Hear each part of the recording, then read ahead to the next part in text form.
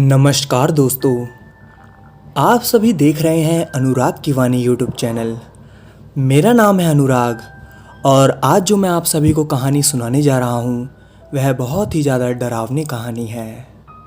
कहानी को शुरू करने से पहले आज के स्पॉन्सर के बारे में बात कर लेते हैं। आज की वीडियो स्पॉन्सर की है true trends story YouTube channel ने। यह भी मेरी तरह हॉरर स्टोरी सुनाते हैं। लिंक मैंने डिस्क्रिप्शन में दे दिया है। अगर आप सभी को इनकी स्टोरी अच्छी लगे तो इनके चैनल को भी सब्सक्राइब करिएगा। तो चलिए दोस्तों, आज की कहानी शुरू करते हैं। वन्या ने अपनी आंखें खोली। उसका सिर बहुत भारी था। उसने खड़े होने की कोशिश की तो लड़खड़ा गई। उसे अभी भी चक्कर आ रहे थे। वह थोड़ी देर में जरा चेतने हुई तो यह देखकर बुरी तरह से चौंकी कि वह एक अनजानी जगह पर है। उसने अपने को एक कमरे में पाया। वह दरवाजे की तरफ बढ़ी और दरवाज़ा खोलने की कोशिश की, पर यह देखकर घबरा गई कि दरवाज़ा बंद है। दरवाज़ा खोलो, कौन है बाहर? उसने चिल्लाते हुए कहा। इस अंधेरे कमरे की हालत बता रही थी कि यह किसी पुरानी इमारत का कमरा है। कमरे में सीलन भरी थी जिससे दुर्गंध आ रही थी और कोई सामान नहीं था। ना प्लास्टर था, ना रंग रोगन था। वन्या बहुत डर रही थी और वह जोर जोर से दरवाजे को थपथपा रही थी। फिर घबरा कर चीखने लगी, खोलो, दरवाज़ा खोलो, किसने बंद किया है? दरवाज़ा खोलो। मगर किसी की भी आवाज़ नहीं आई और ना ही कोई आहट मिली। लगता था जैसे वहाँ कोई है ही नहीं। उसने इधर उधर नज़र दौड़ाई। कमरे में कोई खिड़की नहीं थी। ऊंची दीवारों पर छोटे छोटे रोशनदान थे जिनमें भी सीखचे लगे हुए थे। उनमें तो शायद कोई चिड़िया ही बाहर निकल सकती थी। वन्या आप सोचने लगी कि यह कौन सी जगह है और वह यहाँ आई कैसे। उसने अपने दिमाग पर जोर डालने की कोशिश की तो धीरे धीरे उसे पिछली बातें याद आने लगी। थोड़ी देर में उसके स्मृति द्वार खुल गए और एक चित्र स्पष्ट हो गया। वह तो अपने फ्रेंड रोहित के यहाँ आई हुई थी। उसका बर्थडे था। उसी बर्थडे पार्टी में उसकी सहेली रूही भी थी। रूही उसे लाई थी। फिर पार्टी में केक काटने के बाद खाना पीना हुआ था। उसके बाद चलते समय उसने रूही के साथ चाय पी थी।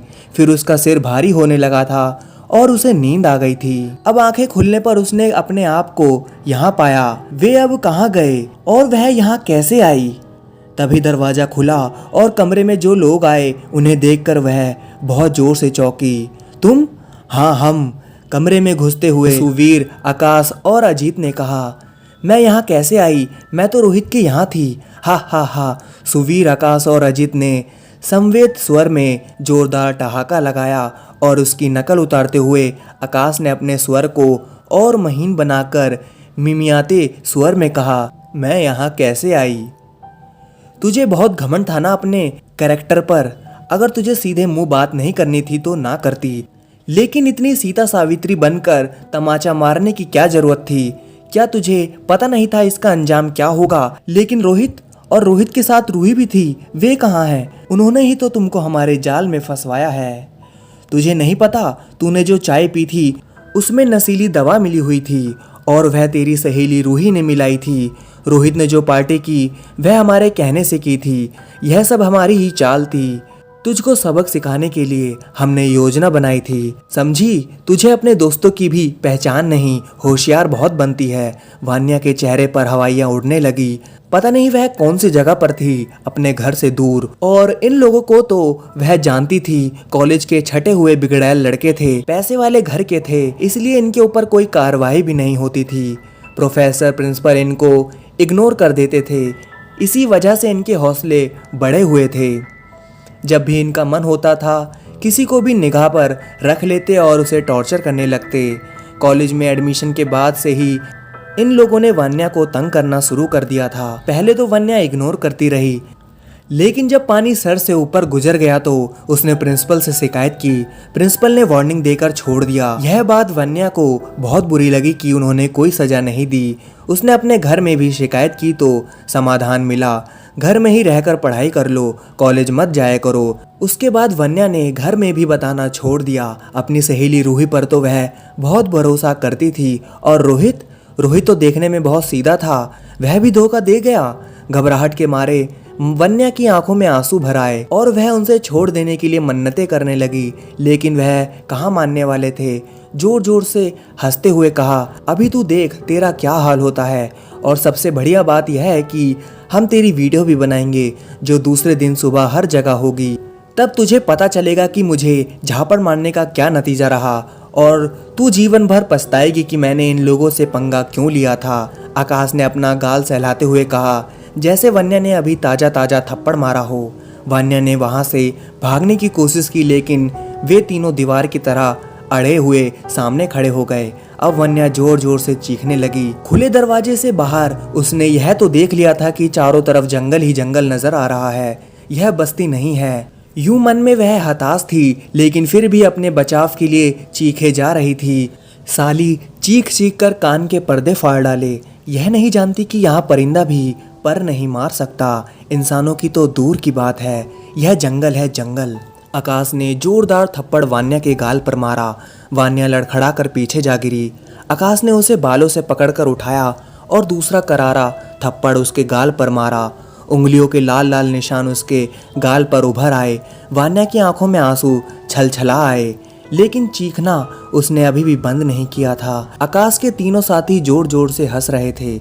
हमेशा शेरनी की तरह अकड़ कर चलने वाली वन्या आज गिड़गिड़ा रही थी, रो रही थी। इस बात से उनको असीम शांति मिल रही थी। धड़ाक धड़ाक जोरदार आवाज के साथ दरवाजे के पट खुले और इसी के साथ दरवाजा का एक पल्ला जमीन पर आ गिरा। तूफान की तरह एक युवक अंदर घुसा। करीब 6 फुट लंबाई, बलिष्ठ, घटा हुआ शरीर, भूरे घुंघराले बाल, गोरा रंग, खूबसूरत नाक नक्श वाले उस युवक को देखकर लग रहा था जैसे वह सीधा फिल्मों से उठा चला आ रहा हो और इस समय वह किसी फिल्म की शूटिंग कर रहा है। उसने आकाश का गिरेबान पकड़ा और एक जोरदार घूंसा उसके चेहरे पर जड़ा। आकाश लड़खड़ा कर पीछे दीवार से जा टकराया। उसके सिर पर दीवार जोर से लगी और उसे रंग बिरंगे तारे नजर आने लगे। फिर वह सुवीर और अजीत की ओर बढ़ा। थोड़ी ही देर में अजीत और सुवीर की चीखों से कमरा गूंज रहा था। उसने उन दोनों की बहुत ही बेदर्दी से पिटाई लगाई। तीनों लहूलुहान और घायल हो गए थे।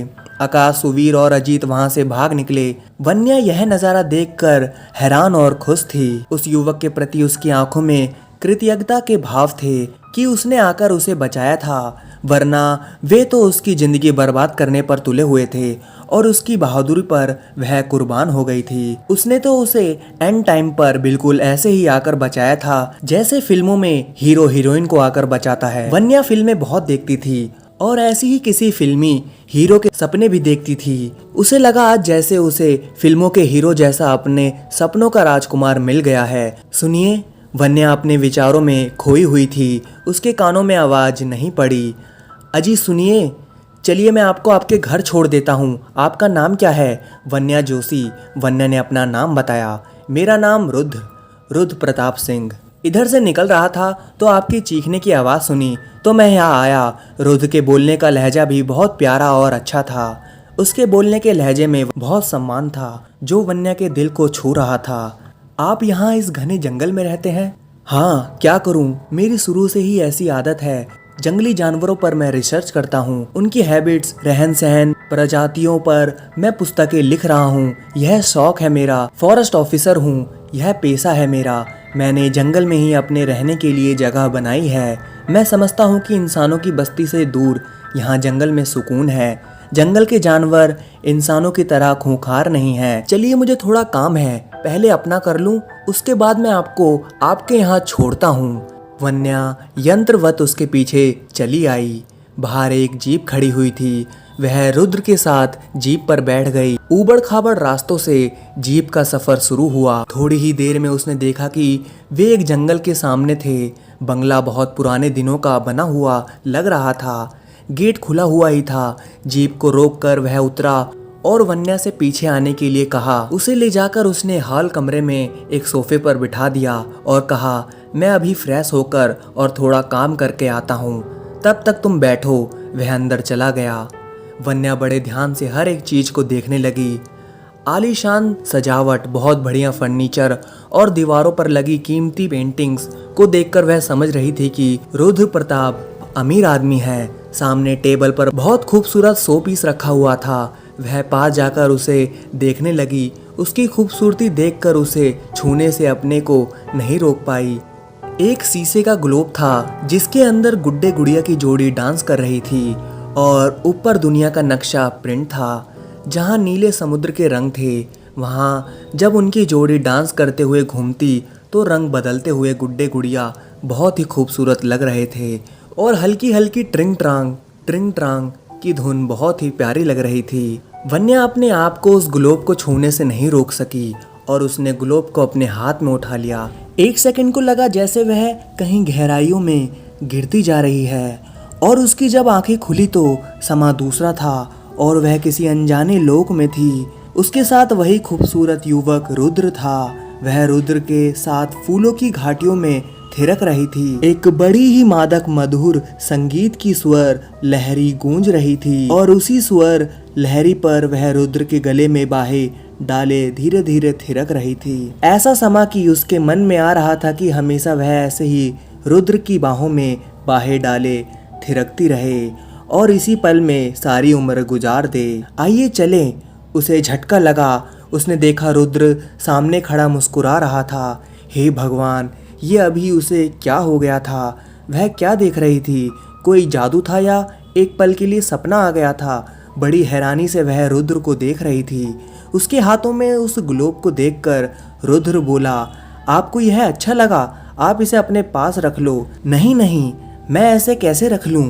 वन्या ने हिचकिचाते हुए ग्लोब को वापस मेज पर रख दिया। मेरी तरफ से गिफ्ट है आपको। उसने मुस्कुराते हुए ग्लोब को वन्या के हाथों में पकड़ाते हुए उसकी आंखों में झांक कर मुस्कुरा कर कहा। अब वन्या मना नहीं कर सकी। उसने ग्लोब अपने हाथों में थाम लिया और रुद्र के साथ चलती हुई बाहर आ गई। रुद्र ने जीप को स्टार्ट किया। वन्या बैठ गई।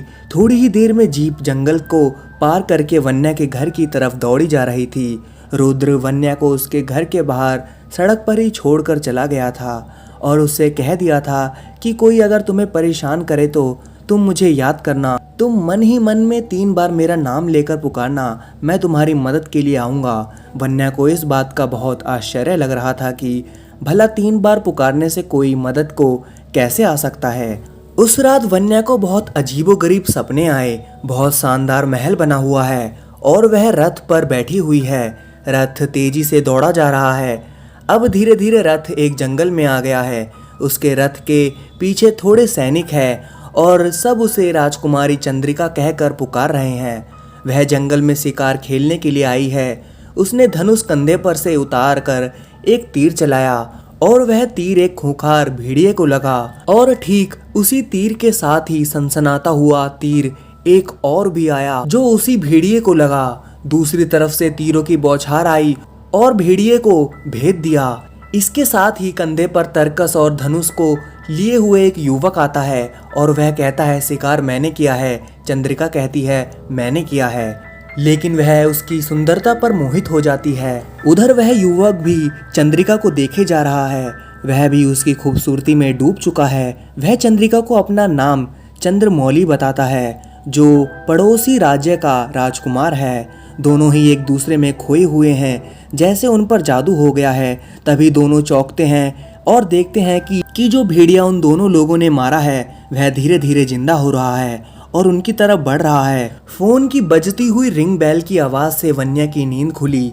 वह सपनों के जाल से बाहर आ गई। रात बहुत गुजर चुकी थी। उसने मोबाइल उठाया। उधर से गुराती हुई आवाज थी, साली वहाँ तेरा आशिक आ गया था। अब यहाँ देख तुझे कौन बचाता है। आना कल कॉलेज। कॉलेज तो कॉलेज रहा, तेरे घर पर ही आकर तेरे माँ बाप को भी ना उड़ा दिया तो कहना, और सबको गोली मारकर तुझे उठा ले जाएंगे। देख तुझे कौन बचाता है। यह फोन पर आकाश था। वह बहुत घबरा गई। एक तो उसने अजीबोगरीब सपना देखा, उसकी घबराहट थी। दूसरी फोन पर धमकी। उसके माथे पर पसीना निकल आया। दिल जोर जोर से धड़कने लगा। अभी वह सपने के प्रभाव में थी। उसी युवक को सोच रही थी। तभी उसे जंगल वाले युवक की याद आई जिसका नाम रुद्र था। उसे याद करके बहुत झटका लगा कि वे दोनों तो एक ही थे, उनकी एक ही शक्ल थी। उसने मन ही मन में 3 बार रुद्र का नाम लेकर पुकारा और फिर वह डर के मारे पूरी रात सो नहीं सकी। सवेरे उठी तो सिर दर्द भी हो रहा था और हल्का हल्का बुखार भी हो गया था, जो शायद दहशत की वजह से था। जो खबर उसने सुनी बहुत ही भयानक थी। रात में किसी ने शहर के मशहूर उद्योगपति धीरेन्द्र अस्थाना के बेटे आकाश अस्थाना की निर्मल हत्या कर दी थी। किसी तेज धारदार हथियार से उसका सीना फाड़ डाला गया था और सारा मांस गायब था। ऐसा लगता था किसी दरिंदे ने उसको चबा चबा कर खा डाला हो और खून पी डाला हो। अपने इकलौते बेटे की इस निर्मल हत्या पर उन्होंने तहलका मचा दिया था और पूरे शहर की पुलिस तुरंत ही छानबीन में लग गई थी। वन्या रुद्र की कही बात को याद कर रही थी। उसने कहा था कि जब तुम्हें जरूरत हो तो मुझे बुलाना और फिर देखना। तो क्या रुद्र ने उसकी मदद की थी? अगर रुद्र ने मदद की थी तो उसकी इस तरह से हत्या कैसे हुई? इन सवालों के जवाब उसके पास नहीं थे। उसका दिमाग चक्कर काट रहा था। वह नहा धोकर अपने घरेलू कामों में लग गई। आज कॉलेज नहीं गई थी। दोपहर को तबीयत ठीक ना होने के कारण वो लेटी हुई थी और सामने उस ग्लोब को देख रही थी। तभी उसकी आंखों में जैसे नींद उतरती चली आई और वह सपने में डूबती चली गई। वह भेड़िया राजकुमारी चंद्रिका और राजकुमार चंद्रमौली की ओर बढ़ रहा है, उन पर झपटता है तो राजकुमारी चंद्रिका को बचाने के लिए चंद्रमौली उससे भिड़ जाता है। वह भेड़िए को मार डालता है, लेकिन भेड़िए के पंजे राजकुमार के हाथ में लग जाते हैं। भेड़िया अब एक खूंखार तांत्रिक की शक्ल में है और वह कहता है कि राजकुमारी चंद्रिका, सेनापति वीर प्रताप तुम्हारे पीछे पड़ा हुआ है, सावधान। उसी ने मुझसे संपर्क किया था कि मैं तांत्रिक विधि से तुमको वश में करूं। मैं यहाँ पूरे जंगल में कभी भेड़िया तो कभी हिरन तो कभी किसी जानवर की शक्ल में घूमता फिरता हूँ। मुझे पता है तुम यहाँ शिकार करने आती हो, तभी मैं तुम्हारी ही ताक में था, लेकिन इन बीच में इस चंद्रमौली ने सब गड़बड़ कर दिया है। अब यह मेरे पंजे में आ गया है। मैंने जो इसके शरीर में नोच कर अपने खून का अंश इसमें मिला दिया है, इसकी वजह से ये भेड़िया बनेगा और तुमने मेरी समाप्ति की है। तो मैं अपनी सारी तांत्रिक शक्तियों से तुमको श्राप देता हूँ कि इस जन्म में तुम दोनों नहीं मिल सकोगे और इस जन्म में क्या अगले जन्मों तक भी नहीं मिल सकोगे। तुम्हारी दोनों की आत्मा को मैं शीशे में बंद कर रहा हूँ। तांत्रिक के हाथ में शीशे का ग्लोब था, उसमें गुड्डे गुड़िया नाच रहे थे। तांत्रिक ने कहा, अब इसमें तुम्हारे दोनों की आत्मा कैद है। जब कभी इसे कोई तोड़ने वाला आएगा, उसी दिन इससे रुद्र प्रताप की मुक्ति होगी।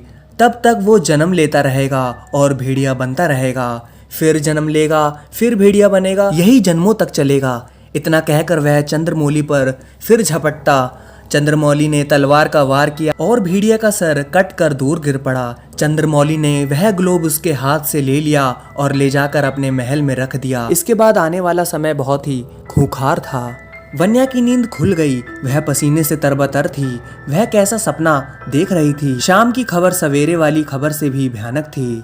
सुवीर को भी उसी तरह से किसी ने मार डाला था। ऐसा लग रहा था जैसे नुकीले पंजों से और नुकीले दांतों से उसकी खाल उधेड़ डाली गई है और उसके मांस को चबा चबा कर खाया गया है। बहुत ही भयानक दृश्य था।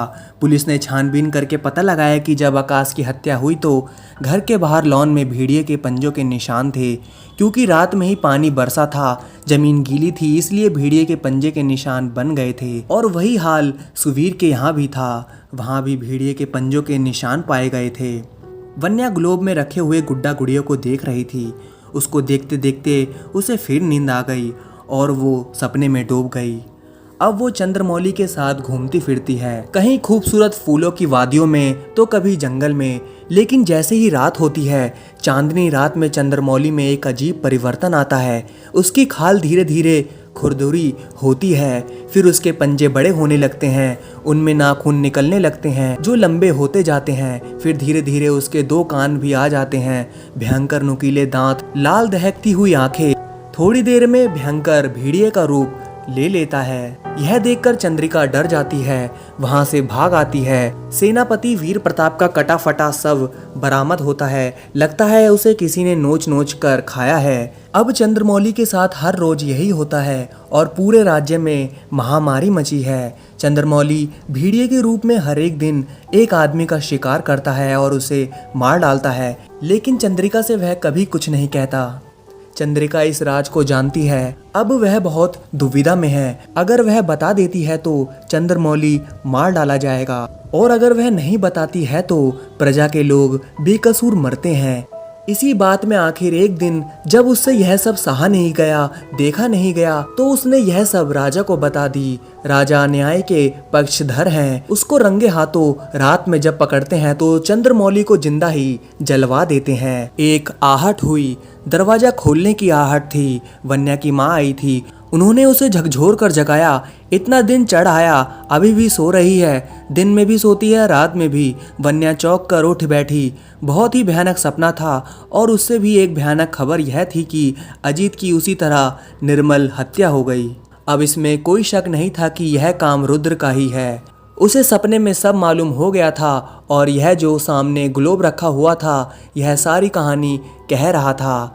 अब उसे ग्लोब तोड़ना था, लेकिन यह काम देखने में जितना सरल लग रहा था उतना सरल नहीं था। वह ग्लोब की तरफ बढ़ी, वैसे ही भयानक गुर्राहटों से उसका कमरा गूंजने लगा। उसने देखा खिड़की के पास रुद्र खड़ा था। देखते ही देखते उसने भयंकर भेड़िए का रूप रख लिया और उसकी तरफ दौड़ा। उसने ग्लोब को जोर से जमीन पर फेंका, लेकिन ग्लोब कालीन पर जाकर गिरा, वह नहीं फूटा। तब तक भेड़िया खिड़की कूदकर अंदर आ गया था और उसने वन्या पर छलांग लगा दी। वन्या करवट बदलती हुई दूसरी तरफ जाकर गिरी। उसने ग्लोब को पकड़ना चाहा, लेकिन ग्लोब भेड़िए के पंजों में था। इससे पहले वह भेड़िया वन्या का कुछ कर पाता, वन्या ने पीतल का भारी फूलदान भेड़िए के मुंह पर मार डाला। उसके पंजों से ग्लोब छूट गया। अपनी जान की परवाह न करते हुए वन्या ने भेड़िए के पंजे से ग्लोब झपट लिया। भेड़िए ने जोर से पंजों का प्रहार किया जो बिल्कुल उसके चेहरे के सामने आ गए थे, लेकिन वह वार बचाते हुए उसने ग्लोब को जोर से दीवार पर दे मारा। ग्लोब का शीशा टूट गया और इसके साथ ही तांत्रिक का जादू भी टूट गया। उसने देखा कि भेड़िया धीरे धीरे अपना रूप बदल रहा है और वहाँ फिर से रुद्र मौजूद है। जो उसने फूलदान मारा था, उसके चोट के निशान भी रुद्र के शरीर पर मौजूद थे। अब श्राप भी टूट गया था, जादू भी टूट गया था। इसके साथ ही रुद्र और वन्या पिछले जन्म की कहानी भी भूल गए थे। उन्हें याद था तो बस इतना ही कि वह फॉरेस्ट ऑफिसर है और वह रुद्र है, और वन्या को इतना याद था कि वह वन्या है। पुलिस की छानबीन में कुछ साबित नहीं हुआ। यही पता चला था कि कोई जंगली भेड़िया आ गया था, उसने इन तीनों की हत्या की। मामला फाइलों में दब कर चला गया और आने वाले समय में वन्या की शादी रुद्र से धूमधाम से हो गई। तो दोस्तों, कहानी बस यहीं तक थी। अगर आप सभी को कहानी पसंद आई हो तो इस वीडियो को लाइक करिए और मेरे चैनल को भी सब्सक्राइब कर लीजिए दोस्तों। और हाँ, true trends story YouTube channel को भी जाकर एक बार ज़रूर देखिएगा। लिंक मैंने डिस्क्रिप्शन में दे दिया है, उनके चैनल को भी जाकर सब्सक्राइब करिएगा।